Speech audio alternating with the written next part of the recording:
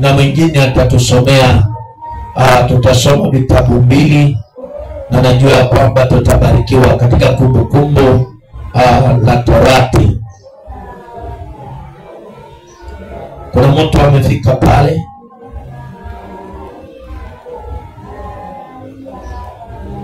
Amen. Kwa nini tuweze kumtii Mungu?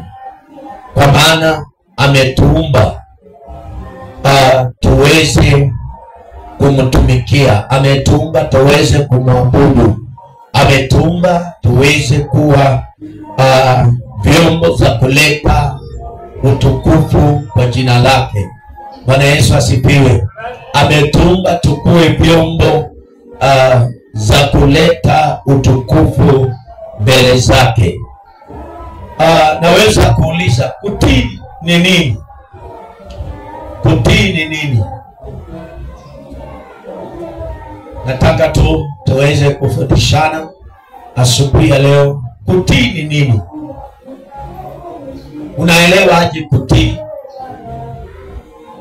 Hello? Unaelewa aje kutii? Unaelewa aje? Ni mtu wa Mungu. Nafikiria kutii ni kufuata sheria ama kanuni ambazo zimewekwa kwa organization fulani ama kwa jamii.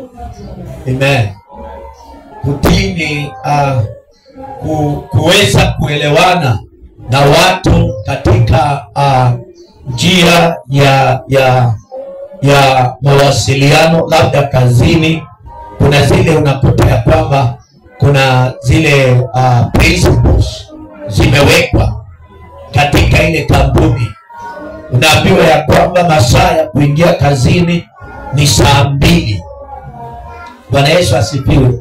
Ukikuja baada ya saa 2 haustahili kuingia kwa hiyo kazi. Sasa ni wewe binafsi unajitolea, unang'ang'ana mpaka ukute ya kwamba umetii sheria ya ile kampuni. Bwana Yesu asifiwe. Nasi katika wokovu tuko na principles. Kuna zile principles tumepewa na Mungu. Bwana Yesu asifiwe. Na katika kitabu cha Malaki mlango wa 3 mstari wa 10, umefika pale, naweza tusomea. Kuna maagizo, kuna principles ambazo Mungu ametupatia kama waaminio tunayostahili kufuata. Amen.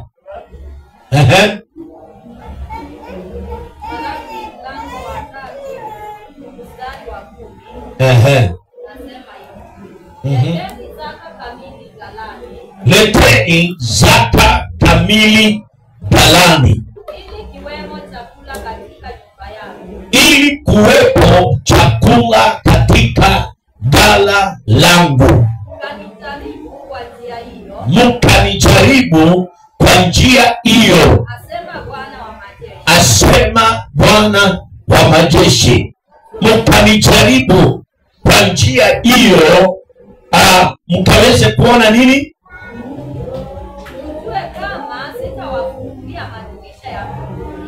Munijaribu. Rudia hapo juu kidogo.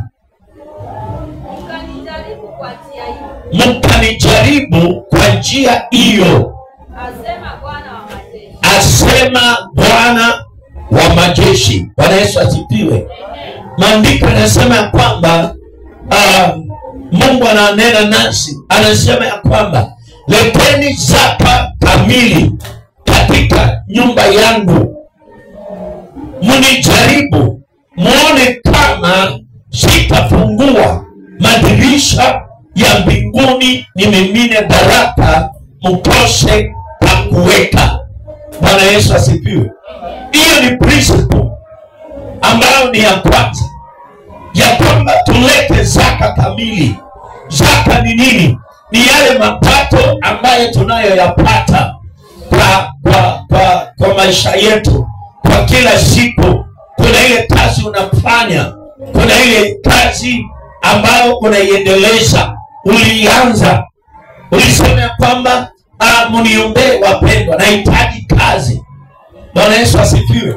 Sasa katika ile kazi Mungu ameweka mtihani kwa maisha yetu, ametuwekea. Anataka aone utiifu wetu, anataka aone kule kujipeana kwetu, anataka aone utiifu wetu.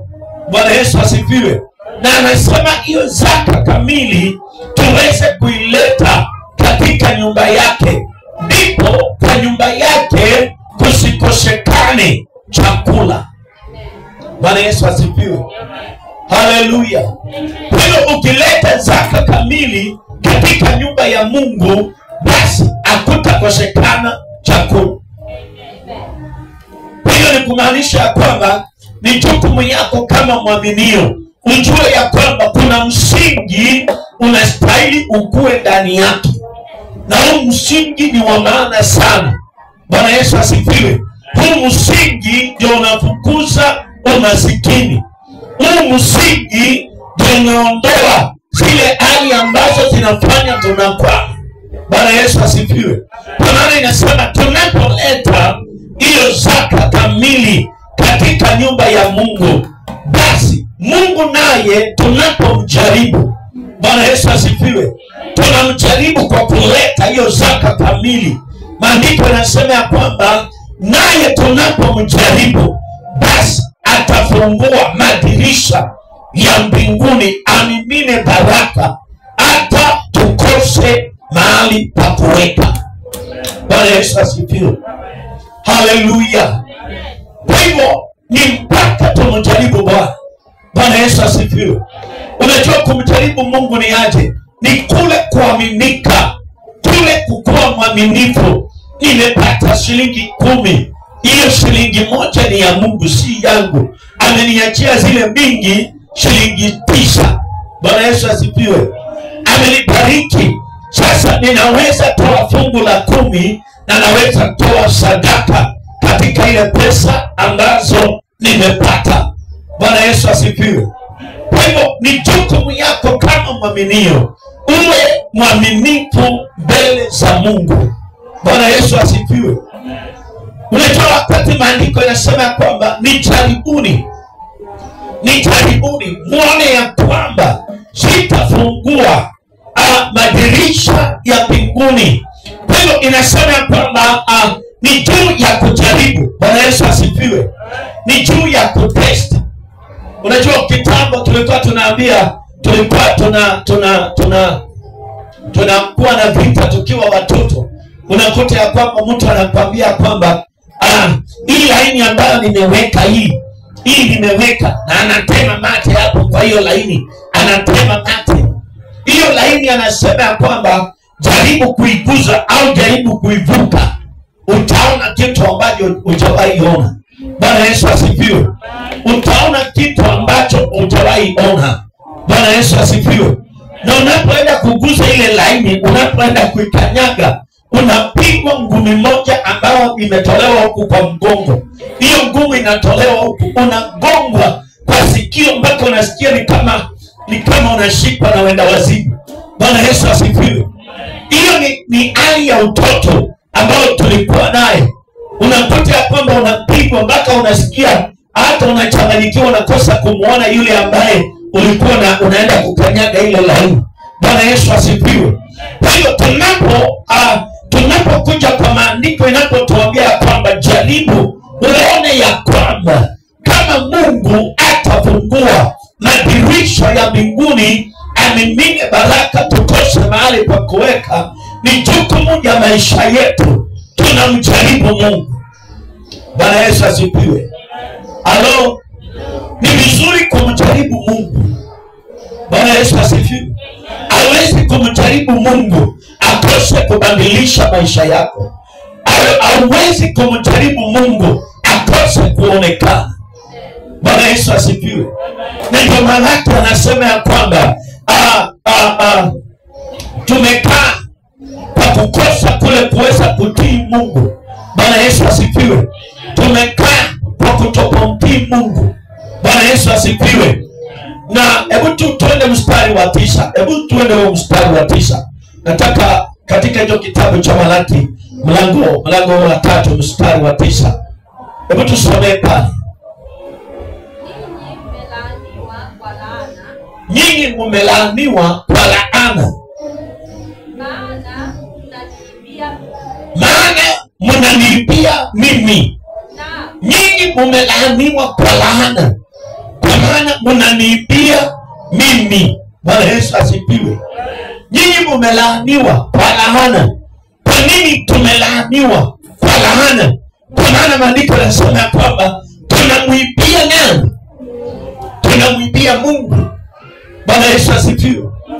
Unafika mahali unakuta kwamba ni kama vile unakutana na wakora.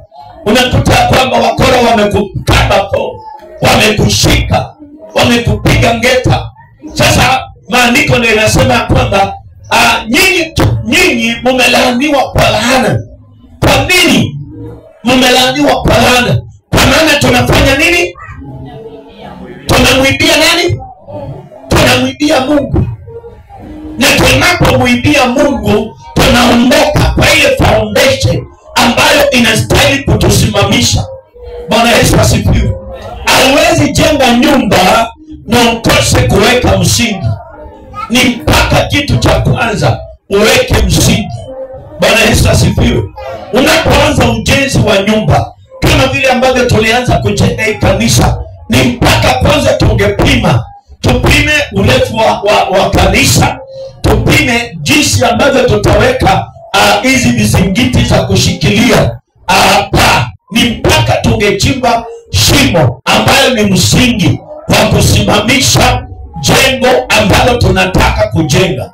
Sasa hiyo msingi ndio inaimarisha kanisa, ndio inaimarisha hii jengo ambayo tuko chini yake sasa. Kwa nini? Kwa maana kuna hizo pillars tumechimbia shimo. Pasipokuwa na hiyo shimo, hii nyumba haiwezi kusimama. Hata tukisimamisha itaanguka. Kwa nini? Kwa maana hakuna msingi, hakuna foundation. Sasa kwa maisha yako kuna foundation Mungu anahitaji kwa maisha yako. Kwa maana Mungu anataka akujenge kiwango ya kwamba unaweza onekana mjengo wa kupendeza. Haleluya. Hapa kuna amen. Bwana Yesu asifiwe. Amen. Haleluya. Amen. Mungu anataka kukujenga. Sasa ndio anasema kwamba nyinyi mmelaaniwa. Kwa nini mmelaaniwa? Kwa maana sasa mnaniibia. Bwana Yesu asifiwe. Amen. Hebu uliza aliye karibu na wewe, wewe ni mwizi au wewe ni mtakatifu? Bwana Yesu asifiwe. Haleluya. Bwana Yesu asifiwe. Mwambie ni mpaka utoke katika hiyo kiwango ambacho uko. Toka kwa hiyo laana ya kulaaniwa. Kwa maana maandiko yanasema kwamba tumelaaniwa. Kwa nini tumelaaniwa? Kwa maana tunamwibia Mungu, tunamkaba Mungu, tunamwambia Mungu, hata hii umenipatia ni kidogo, hii siwezi toa.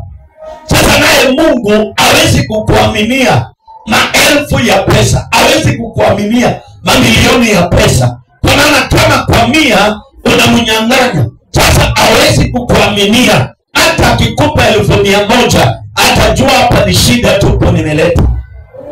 Bwana Yesu asifiwe. Ni sisi wenyewe tunajizuilia. Bwana Yesu asifiwe. Malizia mstari wa 9. Naam, taifa hili lote,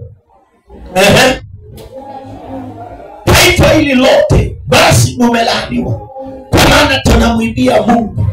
Mungu anatubariki, si ati ya kwamba Mungu hataki kutubariki. Bwana Yesu asifiwe. Mungu anataka kutubariki. Mungu anataka kutuinua. Mungu anataka kutuinua kwa kiwango kingine, lakini anahitaji aone uaminifu wa maisha yetu. Guza aliye karibu na wewe, mwambie kuanzia leo wacha kuibia Mungu. Haleluya. Mwambie kuanzia leo badilika. Achana kuibia Mungu. Bwana Yesu asifiwe. Laana zingine ziondoke kwa maisha yetu, ni mpaka tuwe waaminifu. ni mpaka tujikabidhi kwa Mungu, tujue ya kwamba umbali ambao tunataka kuenda na Mungu unatuhitaji sisi wenyewe tuwe watakatifu, tuwe ambao ni watu tunaweza jipeana, tuwe watu ambao tunaweza mpea Mungu kwa kile ambacho ametupatia. Tunaweza kumwambia asante kwa uaminifu. Ninataka niwe mwaminifu, na ninataka niwe mwaminifu kwa Mungu. Bwana Yesu asifiwe. Ndio niondoe laana. Kuna magonjwa mengine yanatupata, na yale magonjwa yanatupata kwa maana hatujamtii Kristo. Bwana Yesu asifiwe. Kuna hali zingine zinatupata kwa ajili hatujamtii Mungu kwa njia inayofaa, na tunastahili tuwe waaminifu kwa Mungu kwa majira yote. Si ati ya kwamba kuna shida unasema kwamba ninajua hii pesa nimepata, sijalipa nyumba, sijalipia watoto school fees, sijashuka, sijanunua nguo, sijapata pesa ambayo ni ya kufanya maendeleo. Wacha kwanza nipeleke kwa maendeleo zangu, nitatoa fungu baadaye. Bwana Yesu asifiwe. Hiyo ni kumaanisha ya kwamba umejitambulisha mbele au utamtambulisha Mungu mbele. Kwa maana anasema sasa mtakapoileta fungu kamili katika nyumba yangu, zaka kamili katika nyumba yangu, sasa nyumba yangu itakuwa salama. Hakutakosekana chakula katika hiyo nyumba yangu, hakutakosekana chakula katika nyumba yangu, katika ghala langu kutakuwa na chakula, na kama kuna watu watakuja wakihitaji chakula watapata chakula. Bwana Yesu asifiwe. Amen. Hiyo msingi ambao unaostahili kama mwaminio, jua ya kwamba kitu cha kwanza ni mpaka umtii Kristo, ni mpaka umtii Mungu, ni mpaka ujipeane kwa Mungu, ni mpaka vitu zako uzipeane kwa Bwana. Bwana Yesu asifiwe. Mungu anataka akuinue, Mungu anataka akutukuze. Bwana Yesu asifiwe. Bwana Yesu asifiwe. Amen. Bwana Yesu asifiwe.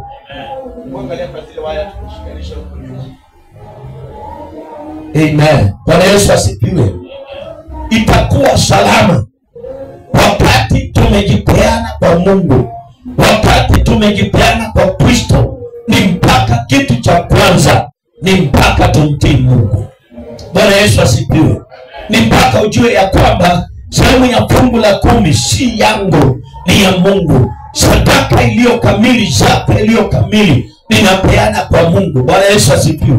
Amenibariki, ameniinua, amenitendea makuu. Sasa ninachofaa kufanya, ninastahili nipeane kilicho cha Mungu. Bwana Yesu asifiwe. Endelea.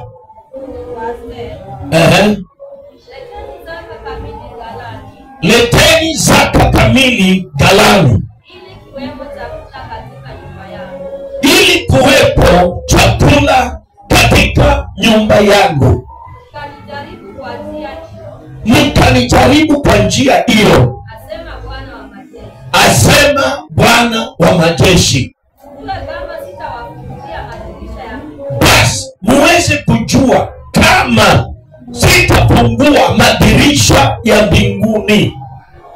Basi muweze kujua, basi kama mimi Mungu yeye mwenyewe anaahidi, mkisha simama kwa msingi unaofaa, sasa mimi Mungu nitawafungulia madirisha ya mbinguni. Mtakaponijaribu, mtakapotoa ile zaka kamili, hiyo 10%, kama mtaitoa kwa uaminifu, sasa nami nikiwa mbinguni nitatazama na nitaona, na nitafungua madirisha ya mbinguni, nimimine baraka mkose mahali pa kuweka. Bwana Yesu asifiwe. Kuna baraka zingine zinahitaji utiifu, zinahitaji ule mwangaza wa kujituma, zinahitaji ujitolee. Bwana Yesu asifiwe. useme ya kwamba sitamkosea Mungu. Bwana Yesu asifiwe. Kinacholeta hofu la Mungu ni wakati tunapomtii. Hofu ya Mungu inazalika zaidi tunapomtii. Unasema ya kwamba sitaenda kupata kitu chochote, nimepata 10,000, wacha nitoe shilingi 1,000, wacha hii niweke kando, hii ni ya Mungu na hii sitaiguza, wacha itanguliange kwenye kazi ya Mungu, wacha imfikie Qurani. Kwa nini? Kwa maana ninahitaji msingi wangu uwe imara. Bwana Yesu asifiwe. Kule mjini ndani kuna nyumba kubwa ambazo zimejengwa, zile ghorofa kubwa zimejengwa. Bwana Yesu asifiwe. Msingi wa ile ghorofa hawezi kujenga kama msingi kanaanzia hapa juu. Wanaleta zile bulldozer, wanaleta hizo tractor ndio zinachimba ile foundation. Kwa nini? Kwa maana kuna maono ya kuinua ile jengo ghorofa 20 kwenda juu. Bwana Yesu asifiwe. Kwa hivyo inategemea na wewe, umbali ambao unataka kuenda na Mungu itakugharimu wewe peke yako. Umbali ambao unataka kutembea na Bwana itakugharimu wewe binafsi kuweka ule msingi uliothabiti. Bwana Yesu asifiwe. Na utaweka aje? Utaweka kwa kutii. Bwana Yesu asifiwe. Kutii ni ufunguo katika hii safari. Unapomtii Mungu ni funguo ya maisha yako, inafungua milango zilizokataa kufunguka. Bwana Yesu asifiwe. Kama kuna laana ilitumwa juu ya maisha yako, hamtainuka na hamtaendelea. Kuwa mwaminifu kwa fungu la 10. Maandiko yanasema ya kwamba baada ya kufungua zile madirisha ya mbinguni atamkemea mharibifu. Sasa hii ni kazi ya Mungu, si kazi yako. Ataanza kuambia mapepo ya umaskini, ondoka, ondoka, ninakukataa. Sasa hii Mungu mwenyewe ndiye anakupigania. Yeye ndiye anamkemea mharibifu, anamwambia shetani ondoka. Hawezi kumzuilia huyu kupata kazi, hawezi kumzuilia kupanda ngazi ya juu. Umekuwa mwaminifu kwa 1,000, kwa 500, kwa 300. Sasa Mungu anaweza kukuaminia hata 1,100, kwa maana anajua hiyo 1,100 utaitoa kwa nyumba yake, na unapoitoa kwa nyumba yake kazi yake haitakwama, kazi yake itasonga mbele. Sikia mteule, ni mpaka tutoke katika maisha ya uvuguvugu, maisha ambayo ni kama niko moto, ni kama niko baridi, ni kama niko kwa Mungu, ni kama siko kwa Mungu, ni kama nitatoa hii sandi fungu la 10, hiyo sandi nyingine siwezi toa. Hiyo ondoka, toka hiyo maisha ya uvuguvugu. Kuwa mwaminifu, kuwe na njaa, kuwe hakuna njaa, wewe ni mwaminifu. Hata wakati majira mazuri, hata wakati pesa ziko, wakati hata pesa hakuna, wakati ambao ni wakupungukiwa, kuwa mwaminifu kwa Mungu. Wacha ijulikane kwako, wacha ijulikane na wewe, wacha ijulikane na Mungu. Huyu mteule si wa kawaida. Amen. Bwana Yesu asifiwe. Amen. Huyu mteule tu aniabudu kwa maana amepata na amegawa zingine ameweka. Ananiabudu kwa maana anajua hiyo principles za haki za kufanya kazi yangu katika uaminifu. Bwana Yesu asifiwe. Amen. Haleluya.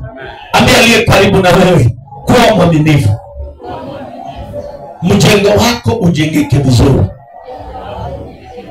Haleluya. Mjengo wako utajengeka vizuri wakati umekuwa mwaminifu.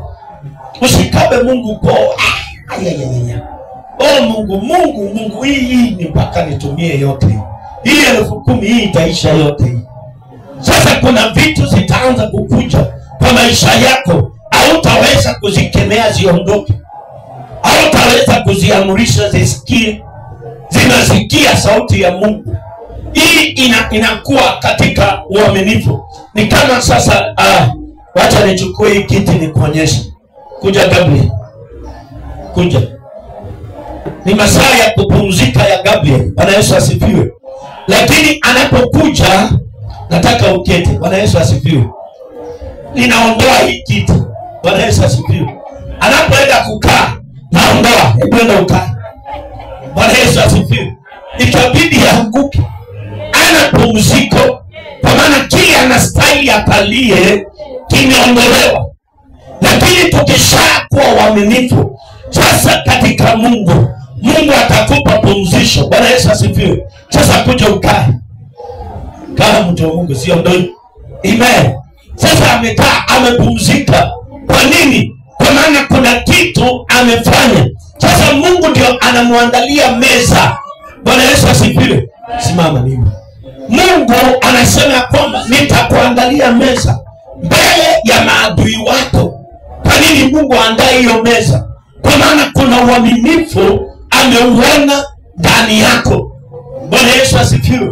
Maandiko yanasema kwamba Bwana ndiye mchungaji wangu, sitapungukiwa na kitu chochote. Kwa nini nisipungukiwe? Kwa maana yeye sasa ndio anakuwa mchungaji wangu. Sasa sisi tu kondoo zake, sisi tu wazizi lake.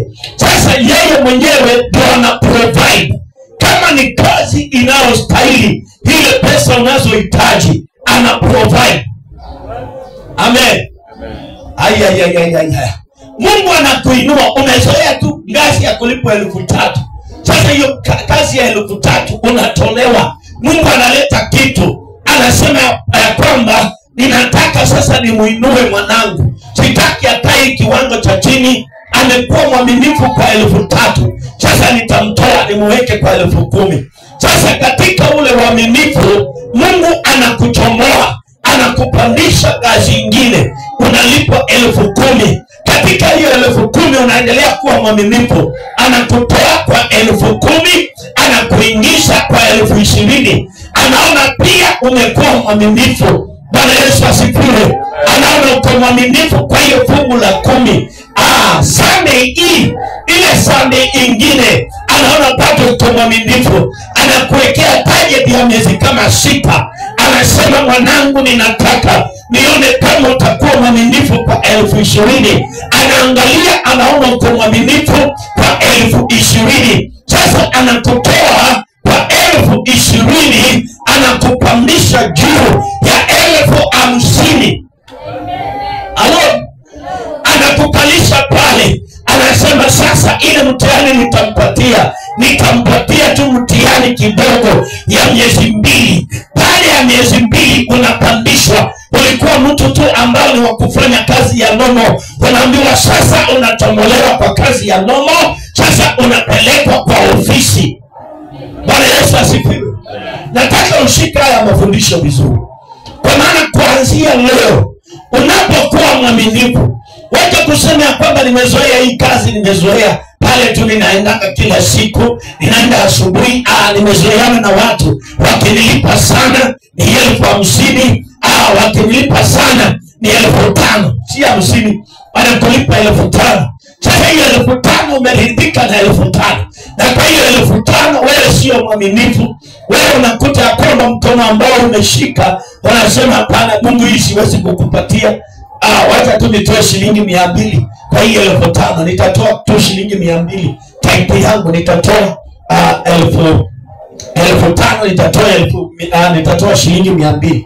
Kwa hiyo 2,000, kwa hizo 5,000 umetoa 200. Sasa hakuna kitu umetimiza, haujakuwa mwaminifu. Ile foundation ambayo umechimba ujenge, hiyo hautatoboa. Kwa nini? Kwa maana ile foundation unahitaji, unataka Mungu akubariki na akuinue juu ya mataifa, lakini wewe mwenyewe haujakuwa mwaminifu kwa ile foundation ambayo unataka kujenga, ile jengo unataka kujenga. Sasa hiyo inakuzuilia. Inasema kwamba huyu anataka kujenga mjengo kubwa, lakini hii mjengo kubwa anataka kujenga analipia. Sasa sitaruhusu zile material anastahili kujenga hii jengo, sitaruhusu hiyo fedha anahitaji ajenge hii nyumba. Bwana Yesu asifiwe. Sijui kama umewahi kuangalia kidogo tu. Hallelujah.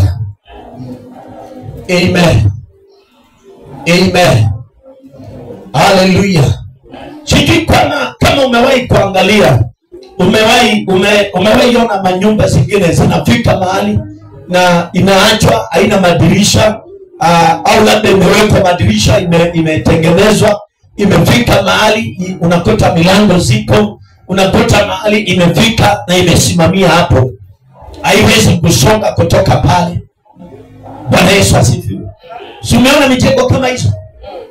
Inafika mahali imejengwa mpaka mwisho, lakini sasa kuimalizia, kupiga plaster, kupiga plaster ndani, kupiga rangi, kufanya ile kazi ya ndani, inakwamia hapo na inakwama. Inakaa hata miaka hata 50 tangu uzaliwe uliipata ikiwa hivyo, na iko hapo na imekwama, haisongi. Tunaweza jiuliza maswali. Hii mjengo alianza na imefika hapo na imekwama. Kwa nini hii mjengo imefika hapo na ikakwama? Na yule alikuwa na provide kujenga hii mjengo, kwani alienda wapi? Na hajakufa ako. Lakini hata yeye mwenyewe anashindwa. Bwana, nilikuwa naona hii pesa itamaliza hii nyumba. Inafika mahali inakwama.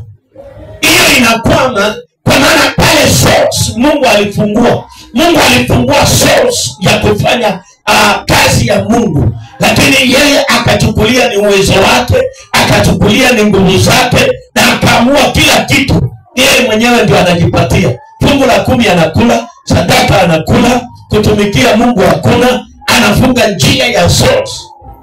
Bwana Yesu asifiwe. Haleluya. Wakati tumekosa kuwa waaminifu, tunafunga ile source ambao ni ya kutupatia.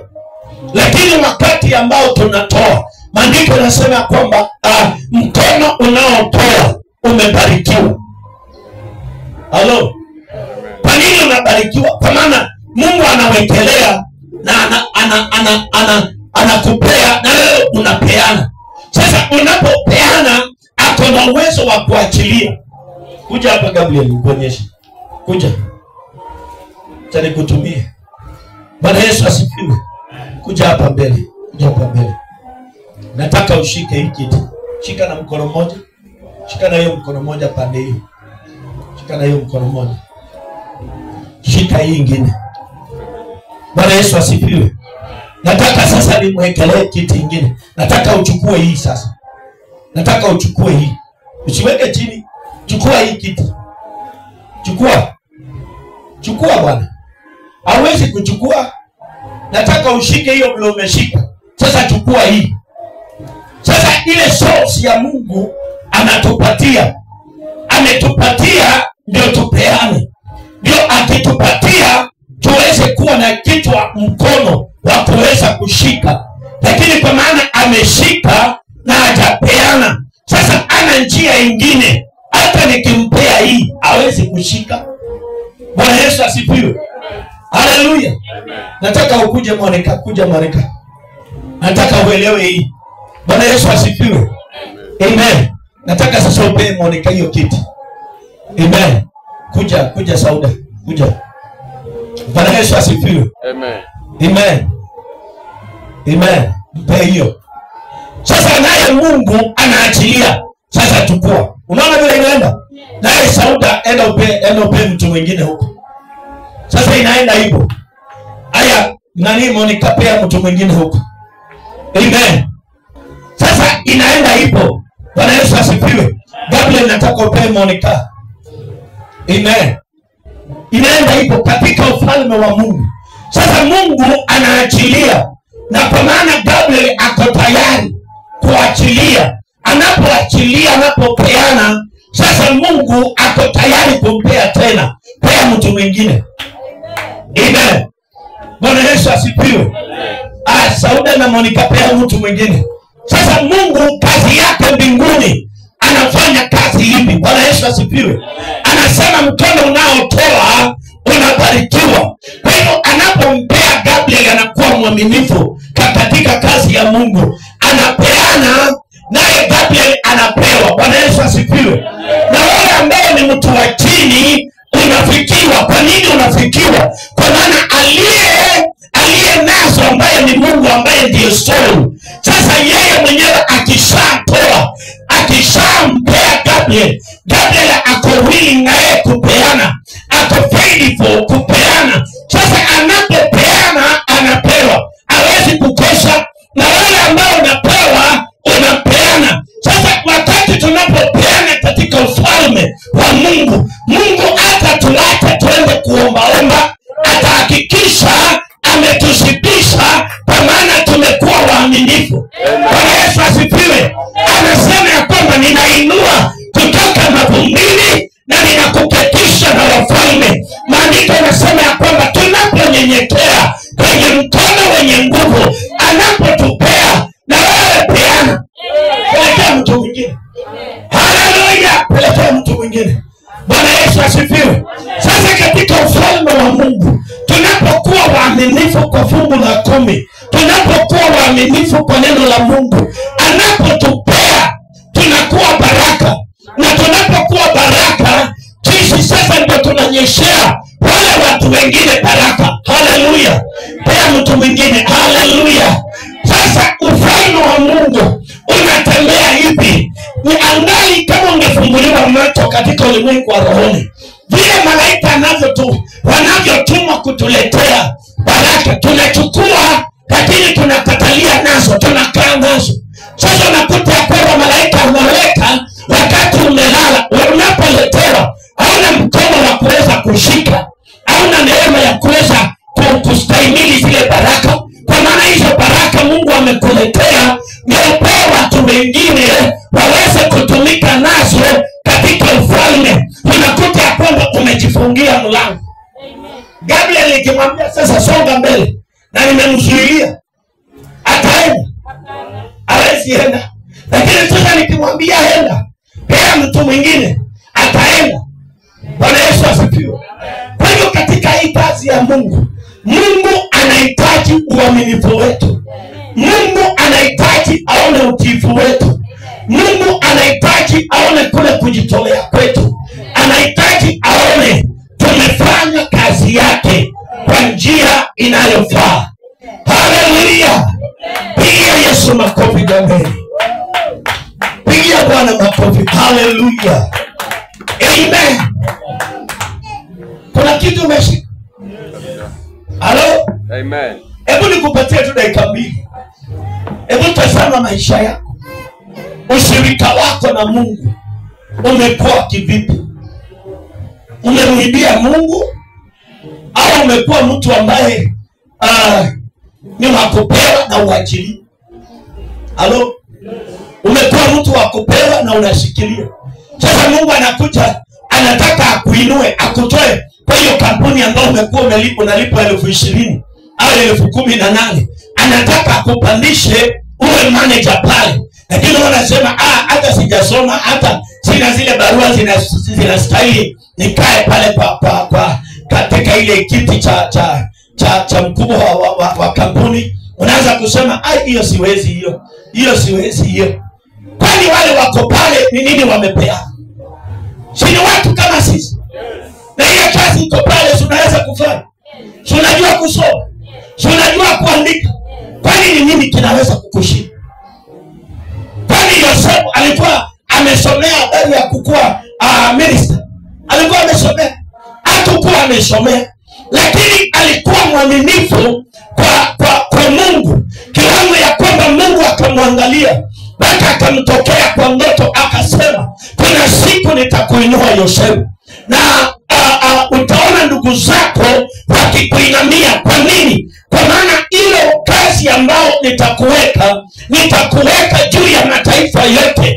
Mataifa yatakuja kwa mikono yako na watasaidika. Bwana Yesu asifiwe. Na ndio Yosefu akiwa katika jela, ameingizwa kule, amefungiwa, ana mbele ana nyuma, anajaribu kuinterpret ndoto za watu. Anawaambia ya kwamba kesho utakuwa kwa mfalme, na utakapoenda kwa mfalme nikumbuke. Sikia, sio watu watakukumbuka, ni Mungu atakukumbuka katika uaminifu wake. Alo, ni Mungu atakukumbuka. Yosefu akajaribu kuinterpret na akaambia ndugu, bwana unaenda kwa mfalme, ukienda kule siwende unapoongea na yeye humwelezee juu yangu, ujaribu kumwelezea nitoke katika hapo mahali ambapo nimefungwa. Akajaribu, akawaambia, wakaenda kule wakasahau. Sikia, anayepeana si mdhalimu. Nasema Mungu anayepeana si mdhalimu. Anasema atafungua dirisha za mbinguni, na anasema atamimina baraka zake mpaka ukose mahali pa kuweka. Kwa hiyo tunapokuja katika swala la kumtii, tunamtii ndio aweze kutuinua. Tunamtii ndio aweze kutupandisha ngazi ingine. Kama ulikuwa unaomba wanao, sasa unabadilika. Sasa huwezi omba wanao, unaomba 2 hours. Na unakuta ya kwamba ile flow iko pale ni ya Roho Mtakatifu. Kwa maana maandiko yanasema kwamba Roho Mtakatifu anatuombea mbele za Mungu akisema Abba Father. Anajua yale mahitaji tunayoyahitaji hata kabla tutamwambia Bwana. Yeye sasa anakuwa muombezi, unaongezewa maradufu. Halo? Sikia, ni mpaka uwe mwaminifu kwa neno la Mungu. Ni mpaka uwe mwaminifu katika kazi ya Mungu. Ni mpaka ujitolee kumtumikia Mungu. Ni mpaka ujipeane katika ufalme wa Mungu. Ni mpaka uwe mwaminifu. Bwana Yesu asifiwe. Sasa hii nikikuuliza, wakati ulikuwa unasoma, ulikuwa unasema unataka ukue nini Monica? Ulikuwa unasema aje? Ulikuwa ukue daktari. Lakini leo hauko daktari. Halo? Ni nini kilifanyika? Haujui? Bwana Yesu asifiwe. Hiyo vision ilikatika. Kwa nini ilikatika? Hiyo ni maono ambayo nilikuwa nayo, nikikuwa nitakuwa daktari. Kuna mwingine hapa tukimuuliza atasema mimi ningekuwa pilot. Lakini sasa hii hauko kwa ndege, ile kazi unaifanya ni ya 310, ni ya kusaidia, hauna mbele, hauna nyuma, haujui hata tukitoka hapo utakula nini, ni kama tu unabahatisha. Bwana Yesu asifiwe.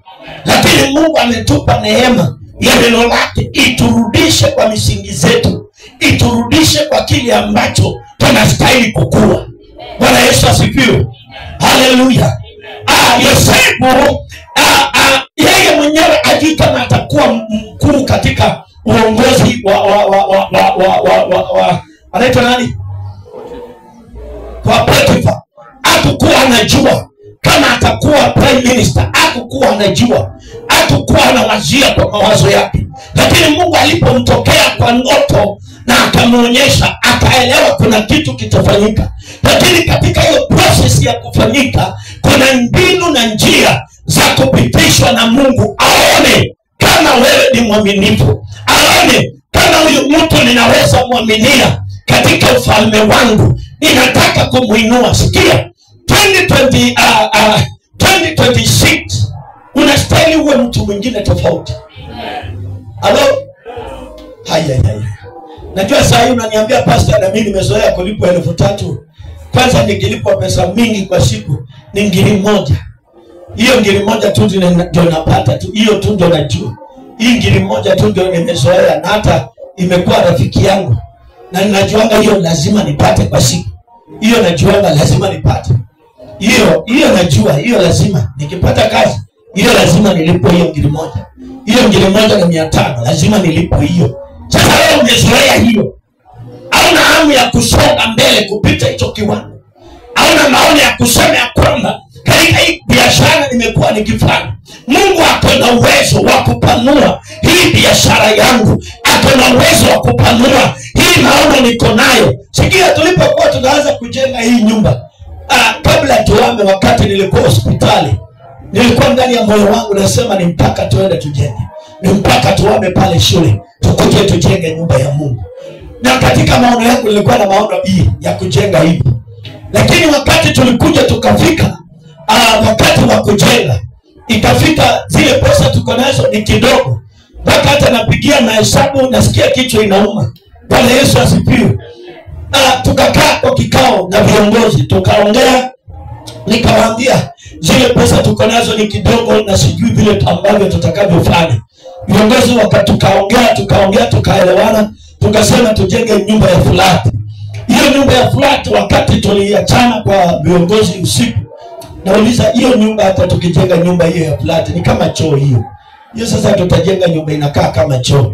Sasa hiyo nyumba itakuwa aje? Na hiyo nyumba inakaa choo, inakuanga rahisi sana kuanza kumwaga maji kwa ibada. Sasa nikasema hapana. Sijui vile tutafanya. Lakini nikakumbuka maandiko yanasema kwamba Yesu alilisha wanaume 5,000 kwa mikate kwa samaki 2 kwa na mikate mingapi? 5. Nikasema Mungu uko na uwezo wa kuvuta hii pesa yetu. Uko na uwezo wa kupanua hizi pesa.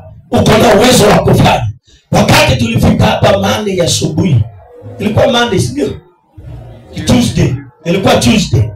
Tuesday tukafika hapa. Tukapigia fundi akakuja. Tukamwambia ile mipango tulikuwa nayo, tunataka tuharibu hii hesabu, tupange namna nyingine. Hebu jaribu kutuhesabia hii miti hivi. Akatuambia hiyo vile ambavyo mnataka basi itakuwa miti kiwango hiki na mabati itaingia kiwango hiki. Tukajaribu kupiga hesabu, lakini sasa hiyo hatujaondoka hapa, hatujatoa pesa, hatuna nini. Nikasikia ndani ya moyo wangu tutajenga ile kitu nilikuwa nakataa. Na hii sio hii kukua maono yangu. Nikasema kwa moyo wangu, wewe Mungu ingililia. Ambrose akaniambia mtu wa Mungu tunajenga hiyo ilikuwa hiyo ya kupanda juu. Nikasikia ndani ya moyo wangu, nikamwambia kumbuka hatuna pesa ya kutosha. Hiyo pesa itoshi hiyo kiwango. Akaniambia mtu wa Mungu twende. Akanitia nguvu. Bwana Yesu asifiwe. Na tukaenda na tukakuja. Na tukaambia fundi sasa ile ulikuwa umepima hapa ngua. Sasa hata mahali alikuwa amefikisha nyuma ya chalo hapo kidogo. Tukamwambia tunaongezea tena tuvute mpaka nyuma. Fundi tukakuwa ni kama tunamchanganya. Tukamwambia wewe jenga hivyo vile tunakuambia. Akaanza tena kupima, kapima, tukachimba, Gabriel wakachimba mashimo, wakafanya kazi. Bwana Yesu asifiwe. Katika hiyo process sijui vile kulienda, Mungu akapanua zile pesa zetu. Tulikuwa tumebaki na ilikuwa imebaki 9,000 ya kununua mabati, tumenunua miti, tumenunua nini. Mungu zile pesa tukakuta zimeongezeka. Bwana Yesu asifiwe. Katika hiyo process nikaambia mtu usendea mabati. Tukapiga hesabu ya mabati akaniambia inatoshea ile pesa yetu ambayo tuko nayo. Nikamwambia basi leta hiyo pesa. Leta hizo mabati na hizo pesa. Bwana Yesu asifiwe. Kaniambia basi hata mimi nitalipia hiyo mabati kukuja. Sasa angalia Mungu vile anafanya kwa process. Anavuruta, anapanua kile ambacho unaona ni kidogo. Mungu huwa anakipanua. Anakipanua kwa jinsi gani? Anakipanua ndio aweze kupokea utukufu. Bwana Yesu asifiwe. Kuwa mpeanaji, kuwa mwaminifu kwa fungu la 10. Kuwa mwaminifu kwa fungu la nini? Na utaona Mungu. Masaa yangu ni kama imeenda na imeisha. I think tutaendelea Sunday. Bwana Yesu asifiwe. Amen. Hebu simama kwa miguu yako. Simama kwa miguu yako. Hallelujah. Simama tu kwa miguu yako. Nataka tu uinue mikono yako. Najua kuna vile umepata hii neema. Sunday tutaendelea. Sunday nitaendelea na hiyo mafundisho. Kuna vile ambavyo umepokea hii neema ya neno. Kuna vile Roho Mtakatifu amezungumza na wewe. Nataka tu mwambie Bwana kuanzia leo ninahitaji neema yako. Ninahitaji uguzo wako. Ninahitaji rehema zako. Ninahitaji neema yako Mungu katika jina la Yesu Kristo wa Nazareti. Bwana, inua tu mikono yako mbele za Bwana. Mwambie Mungu ninataka kukutii. Huu ndio msingi uliothabiti. Huu ndio msingi ambao unaokubalika. Nitaweza kupanda ngazi kuenda juu. Nitapanda ngazi baada ya ngazi nyingine. Nitapanda kiwango baada ya kiwango kingine. Na nataka umwambie Bwana nisamehe kule ambako sijakuwa mwaminifu kwa fungu la 10, kwa kile ambacho unanibariki nacho kimefanya Bwana ukanizuilia. Mungu wa mbingu na nchi, ondoa hiyo laana. Mwambie Bwana ondoa hiyo laana kwa jina la Yesu Kristo wa Nazareti. Mfalme, wewe Mungu mwenye nguvu, Mungu mwenye uwezo, unaweza kufanya mambo makubwa hata na magumu, hata ambao Bwana binadamu hawezi. Unaweza Bwana. Badilisha moyo wangu, badilisha roho yangu Bwana, ukanipe roho ya nyama, kwa maana umeahidi ya kwamba utaondoa